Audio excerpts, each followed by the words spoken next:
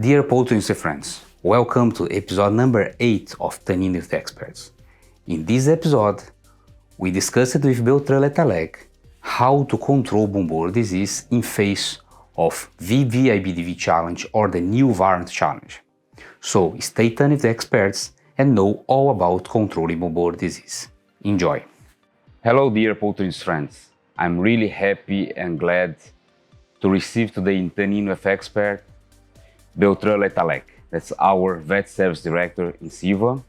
So Bertrand, first of all, thank you for accepting our invitation and to share with us your knowledge, your expertise, all your experience controlling disease around the world. It's going to be really valuable for all the audience, for all the people watching this episode. So welcome. Thank you very much. So as you are the vet service director in Ceva, the first question I would like to ask you is, why in Ceva we have a vet service team in different countries, in different places around the world? The technical support done by our vet on the field, I think it is very, very critical, very important. In fact, they are dedicating 80% of their time in visiting farms. And this is very important to collect all the samples, to do analysis, to do diagnostic, and after to be able to design the vaccination program, for example, or to work with the hatchery manager, with the production managers, with the vet, of course, and to really helping them in controlling the disease. So, and I understand that part of the work they do is a kind of survey as well to understand the challenge, to understand what kind of viruses are circulating in the field, what can be found and what can challenge the poultry production, right? Yes, this is very, very important, in fact. All to know what is disease pressure, what kind of virus are circulating in the farm. This is very important because we will adapt our vaccination program. We will see all the parameters according to the epidemiological pressure on the disease that are circulating in the farms. So Bertrand, in a nutshell, can you explain to us, can you describe to us a little bit what we found regarding Gumboro disease in the field nowadays? Yes.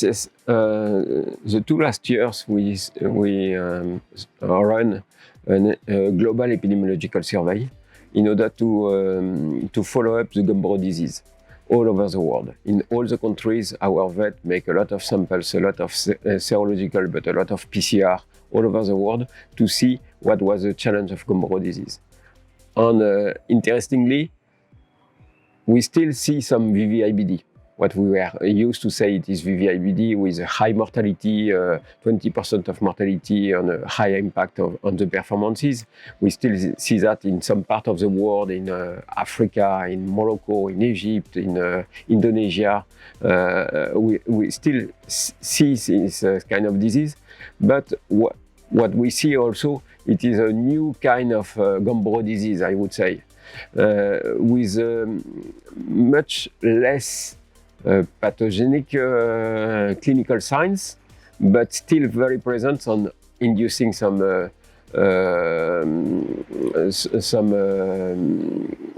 lose in performances parameters, and so we can discuss later. Okay, so I understood from you that we can have 2 different types of challenge in the field. One is more related to the very virulent strains, and one more related to what we can call new variants or new type of variants, new type of strains in the field.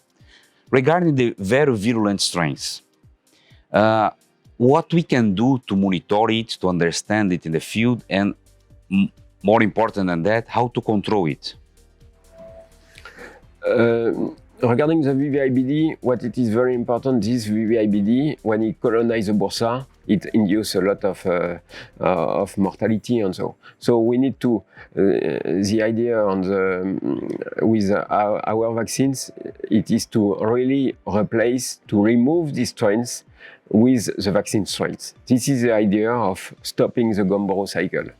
We want to do that with a transmune by putting a natural vaccine, so to be sure about the quality of the vaccinations, and to be sure that it will be our vaccine strains that will colonize the bursa the first.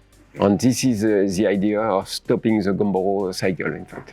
According to your experience, so it's possible to control, we succeed to controlling it. Of course, we can succeed to control it, but we have, and it is why our vets are quite important. In fact, we have to control different parameters. We have to control a lot of the breeder vaccination, for example, because the 2 first weeks of age, the control of the Gumboro disease is done by the maternal-derived antibodies. After, we need to be sure about the quality of the vaccinations in the hatchery. So we need to check that and to monitor that. And after, of course, it will be the vaccine strains, so Winterfeld 2512, that will have to colonize the bursa first, and we will make some PCR to monitor that and to be sure that it is the first strain in the bursa, and that is the case. Going to the other type of challenge that we can have in the field, that of course maybe is not going to be so easy to detect because we don't have so clear clinical signs. When you have the vvIBDV, we have much more clinical signs, so a little bit easier to understand what's going on.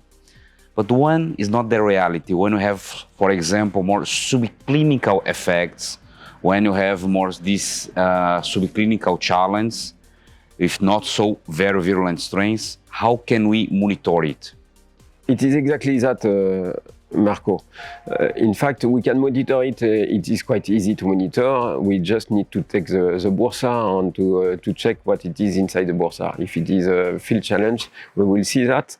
But the particularity of this kind of virus, it is there is 2 very important proteins in the Gumboro virus. It is a VP2, which is antigenic structure, and the VP1, which is more linked to the iron polymerase. But interestingly, these new variants, they have a VP2 that it is like vvIBD with some mutations, but the VP1 is really like a classic virus. And this makes this reassortant, and this makes a completely different pathogenicity. And so it is almost normal, no infections, no very big mortality, for example. But this kind of virus can colonize the bursa much earlier, can overcome a higher amount of MDA, can create some immunosuppressions, in fact. So I understand in this case the support by the vet is extremely important as well, because that's not so clear to be able to detect this kind of challenge. We need to follow the flocks. Exactly, because usually when you are discussing with the production manager, he has a feeling that Gumboro is under control because he is not used to see the Gumboro clinical signs that he used to see 20 years or 10 years ago. Now it is new, but we need to take care about that because it is impacting the performances. It's not so clear, but will damage. Yes, there is a damage. Okay, so, and to control it, is going to be the same approach as the very virulent? Any difference? Basically, the approach is the same. So we want to stop the Gumboro cycle. We want to replace the field challenge by the vaccine strains. This is the same, but I think this new challenge is a bit more demanding. We need to be, in each step, we need to be better and better, because it is almost more difficult now to do each steps. Regarding the breeder vaccination, for example, we need to be sure that the level of MDA is very, very strong in order to block the first week of age, the colonizations of the bursa. This is very important. After, regarding the hatchery vaccination, this is very important to be sure about the quality of the vaccinations. 100% of the birds need to be vaccinated. And after, the vets will be very important to check that it is our vaccine that is inside the bursa and not the field challenge. The key point, it is the perceptions, in fact. As they have the feeling that there is no Gumboro issue, usually we don't monitor, we don't take the bursa to see which kind of virus is inside. But we need to take it, to monitor it, to be sure it is our vaccines and not the field challenge. Because after, it is an impact on the body weight, on the different parameters and so. Okay, so we cannot relax in the control, even if the perception that... Even less than before. I think with the vvIBD, it is easier because as soon as you have vvIBD challenge, you see it. Here, you cannot see it, so you need to do a deep monitoring about the vaccines, about the epidemiological situations, to be sure that the situation is under control. Okay, so I think it's clear that one of the key parts is really understand the challenge and understand what is circulating in the farm. Okay. To close, Bertrand, I would like to ask you if you want to advise, you have any advice to the vets in the field when the topic is controlling Gumboro disease, what you would say to them? My advice would be quite simple. It is to make a strong monitoring on the situation. So to collect the bursa, to do some PCR, to really know what is the situation inside your flocks, and after you can adapt. You can adapt the vaccination program, you can see all the issue, you can double check everything, and so. But it is very important to characterize all the samples and to characterize the disease pressure and to monitor the vaccination program to be sure that everything is under control. So, Bertrand, thank you to share with us your experience, your knowledge. I think it's really valuable to all the people in the field. Understand the needs to control Gumboro disease and how to do it. And I would like to thank you to watch one episode from 10 UF Experts. So keep well. Bye. Thank you for watching this episode. And do not hesitate to give us your feedback by commenting down below in the comment section. Goodbye, stay safe.